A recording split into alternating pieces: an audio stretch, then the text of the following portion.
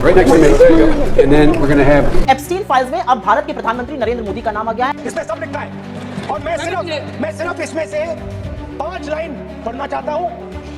Prime minister no prime minister बोलने को दीजिए सर।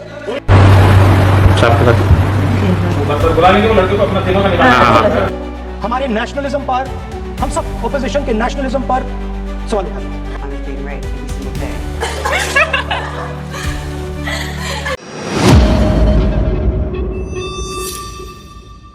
दोस्तों, एप्स्टेन फाइल्स आने के बाद दुनिया भर में डर का माहौल है और पूरी दुनिया में इसकी चर्चा हो रही है क्योंकि ऐसे ऐसे लोगों का नाम आया है जो दुनिया भर में मशहूर हैं, नामचीन लोग हैं, चाहे वो डोनाल्ड ट्रंप हो, बिल गेट्स हो, माइकल जैक्सन हो। उसी तरीके से भारत के प्रधानमंत्री का भी नाम जो है इस एप्स्टेन फाइल्स में आया है और इसमें यह दावा किया गया है कि भारत के प्रधानमंत्री जो है किसी के इशारे पर उन्होंने इजराइल में जाकर ठुमका लगाया था, उन्होंने गाया था। आखिर कौन ऐसी शक्ति है, कौन ऐसे लोग हैं जिसके इशारे पर भारत के प्रधानमंत्री जो है इजराइल में जाकर ठुमका लगा रहे थे। उससे पहले आदाब सलाम, मैं हूं अमान मलिक। जी हाँ दोस्तों, एप्स्टेन फाइल्स आने के बाद जो है पूरी दुनिया में ये फाइल चर्चा का विषय है और ख़ास के भारत में इस चीज़ की ज़्यादा चर्चा हो रही है क्योंकि भारत के प्रधानमंत्री का इसमें नाम आया है। उसमें यह कहा गया है कि भारत के प्रधानमंत्री जो है किसी के इशारे पर उन्होंने इजराइल में जाकर ठुमका लगाया था और उन्होंने गाया था। तो आखिर कौन सी ऐसी शक्ति है जिसे 56 इंच वाला जो हमारा नेता है वो किसी के इशारे पर नाच रहा था, ठुमका लगा रहा था और गा रहा था? कौन सी ऐसी शक्ति है? देखिए, एप्स्टेन फाइल्स है जिसमें आपको दिख रहा होगा येलो लाइन करके अंडरलाइन किया हुआ है। इसमें ये लिखा गया है कि the Indian prime minister Modi took advice and dance and सैंग in Israel for the benefit of the US president. अब बताइए कि भारत के प्रधानमंत्री ने अमेरिका के फायदे के लिए जो है ठुमका लगाया है। अरे भाई, वो हमारे भारत के प्रधानमंत्री हैं, किसी के दलाल तो है नहीं या कोई मुजरा वाले तो है नहीं कि अब अमेरिका के प्रेसिडेंट के लिए उन्होंने ठुमका लगाया। तो आखिर कौन सी ऐसी शक्ति है जिसके इशारे पर जो है मोदी नाच रहे थे? हालांकि भारत सरकार के जो प्रवक्ता है, विदेश मंत्रालय के जो प्रवक्ता है, उन्होंने इस चीज़ को जो है नज़रअंदाज किया है। उन्होंने कहा है कि ये सारी चीज़ें जो है, ये सारी दावे जो हैं झूठे हैं, इसमें ये सारी चीज़ जो है वो फॉल्स है। वो इजराइल तो गए थे लेकिन ये सारी चीज़ जो है ये फॉल्स है। लेकिन डॉक्टर रागिनी नायक हैं, कांग्रेस नेत्री हैं, अब ये सवाल कर रही हैं नरेंद्र मोदी से। शर्मनाक, पहले तो इनका ट्वीट देखिए। ये ट्वीट में लिख रही हैं कि शर्मनाक, बच्चों के यौन शोषण, बलात्कार और मानव तस्करी के दोषी जेफरी एप्स्टेन की फाइल्स में प्रधानमंत्री मोदी का नाम आ गया है। मोदी जी जवाब दो। मोदी जी से ये जवाब मांग रही हैं। जेफरी एप्स्टेन जैसे घिनौने आदमी को कैसे जानते हो और उससे सलाह क्यों ले रहे थे? अमेरिका के राष्ट्रपति को कौन सा फायदा पहुंचाने के लिए आप इजराइल में नाच रहे थे, गा रहे थे? इट वर्क का क्या मतलब है? क्या काम कर गया? किसके लिए था ये काम? ये डॉक्टर रागिनी नायक हैं जो एप्स्टेन फाइल्स में मोदी का नाम आने के बाद नरेंद्र मोदी से सवाल कर रही हैं। उसी तरीके से कुछ चैट्स हैं वो भी लीक हुए हैं। आप देख सकते हैं हमारे स्क्रीन पर जो कुछ चैट्स हैं वो इस एप्स्टेन फाइल के जरिए जो है लीक हुआ है। इसमें लिखा गया है, call me on this line when he gets there के really interesting Modi meeting he won with huge mandate. ये सारी चीज़ें जो है वो सोशल मीडिया प्लेटफॉर्म पर तैर रही है। दूसरी तरफ जो है अब पवन खेड़ा भी जो है वो सवाल कर रहे हैं, लेकिन पवन खेड़ा के सवाल करने से पहले सुप्रिया श्रीनेट का ये वीडियो जो है जो उन्होंने अपने सोशल मीडिया पर डाला है और मोदी जी से उन्होंने सवाल किया है, ज़रा इसको सुनिए। ये कितना शर्मनाक है इसका अंदाजा आप खुद लगाइएगा, जो कुछ बातें मैं अगले कुछ मिनटों में कहने जा रही हूं। एप्स्टीन फाइल्स में अब भारत के प्रधानमंत्री नरेंद्र मोदी का नाम आ गया है। अमेरिका के सीरियल रेपिस्ट, बाल यौन शोषण के अपराधी, मानव तस्करी के अपराधी जेफरी एप्स्टीन ने 9 जुलाई 2017 को एक मेल में लिखा, the Indian prime minister Modi took advice and dance and sang in Israel for the benefit of the US president. They had met a few weeks ago, it worked.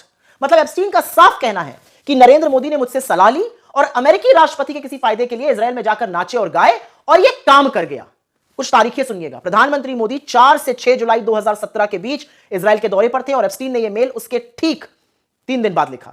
Israel दौरे से पहले 25 से 26 जून 2017 में मोदी अमेरिकी राष्ट्रपति ट्रंप से मिलने अमेरिका गए थे। इन कड़ियों को जोड़िए तो समझ में आता है कि मोदी जून 2017 में अमेरिका गए, वहां एप्स्टीन की सलाह ली और इसके एक हफ्ते बाद 4 से 6 जुलाई वो इजराइल पहुंचे, जहां पर सलाह के मुताबिक वो नाचे गाए और उनका काम हो गया। मतलब साफ है कि प्रधानमंत्री मोदी का जेफरी एप्स्टीन के साथ एक गहरा और शायद पुराना नाता है, जो भारत के लिए शर्मनाक है। भारत जो दुनिया में नैतिकता की, गरिमा की, प्रतिष्ठा की धुरी है, उसको आपने तार तार कर दिया और अब आप चुप नहीं रह सकते, आपको जवाब देना होगा।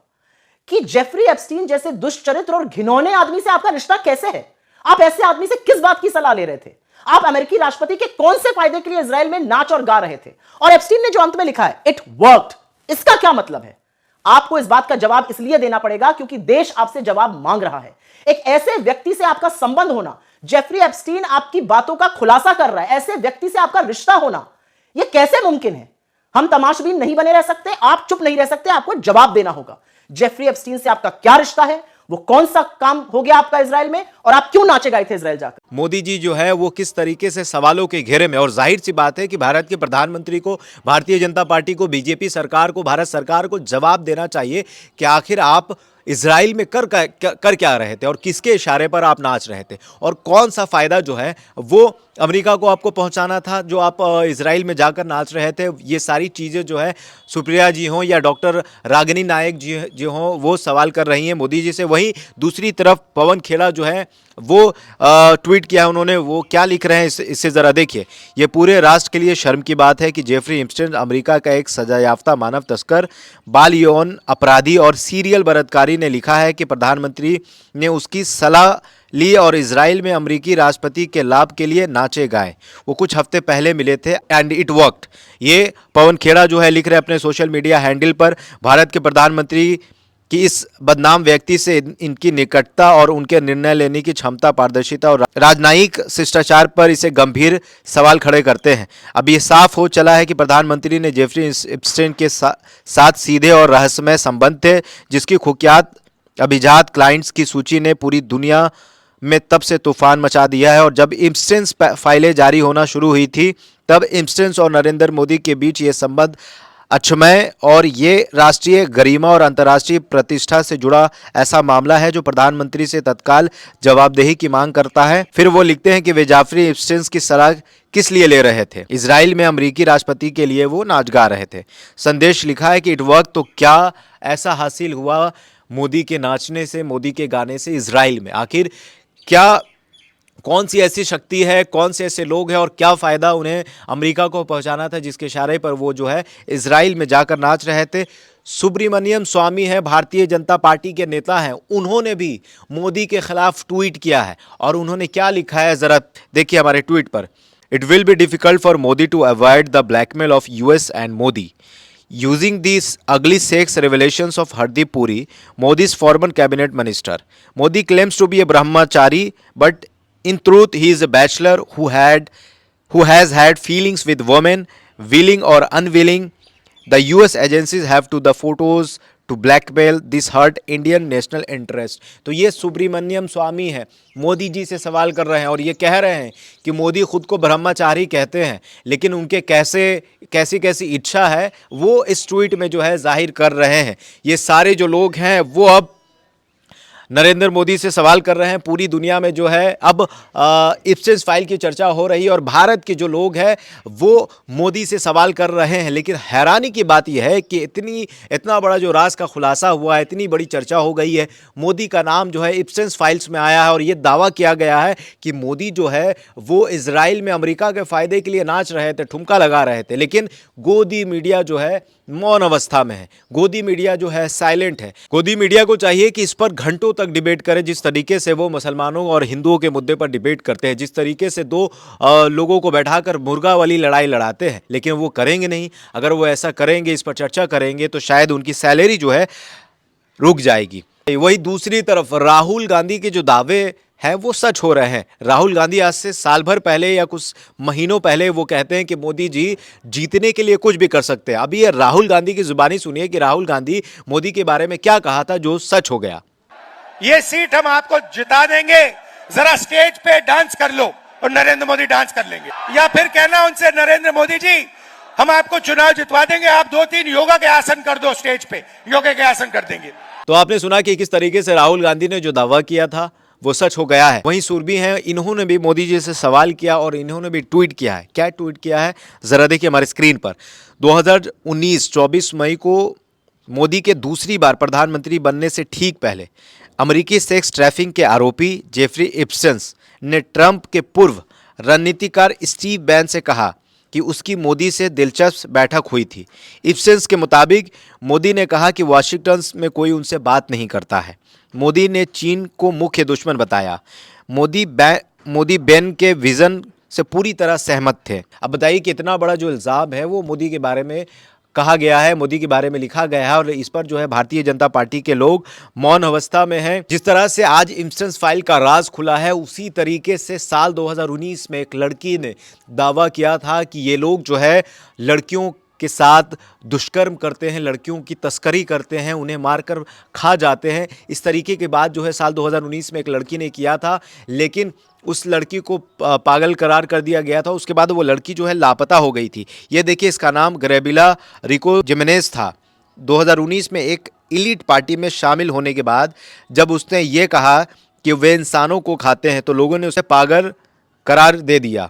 उसके बाद वो लापता हो गई। अब इप्सेंस फाइल आने से ये बात जो है सच साबित हो रही है। जी हाँ दोस्तों, साल 2019 में एक लड़की ने दावा किया था, लेकिन तब जो है उस लड़की को लोग पागल कह रहे थे और उसके बाद वो लड़की जो है लापता हो गई। लेकिन देखिए कि किस तरीके से जो नामचीन लोग हैं, जो दुनिया भर में जिनका नाम है और दुनिया भर में जिन्होंने इज्जत कमाई, वो किस तरीके से इंसानियत के भेष में शैतान है, किस तरीके से वो छोटी छोटी लड़कियों के साथ जो है दुष्कर्म करते थे, उनका रेप करते थे। ये कुछ वीडियोस और फुटेज हमारे स्क्रीन पर दिख रहा होगा। ये जेफरी इप्स्टेन्स है। ये लड़कियों के साथ किस तरीके से इसका रवैया था, किस तरीके से छोटी छोटी बच्चियों को ये तस्करी करता था और अपने प्राइवेट आइलैंड में जो है उसके साथ रेप करता था। उसके बाद उन्हीं लड़कियों को जो है मारकर खा भी जाता था। साल 2019 में जेल में इसे जो है रहस्यमय तरीके से मार दिया गया, लेकिन कहा यह गया कि इसने सुसाइड कर लिया है, क्योंकि जब इसे जेल हुई तब कई लोगों को डर था, जैसे अभी डर हो रहा है इप्सेंस फाइल का।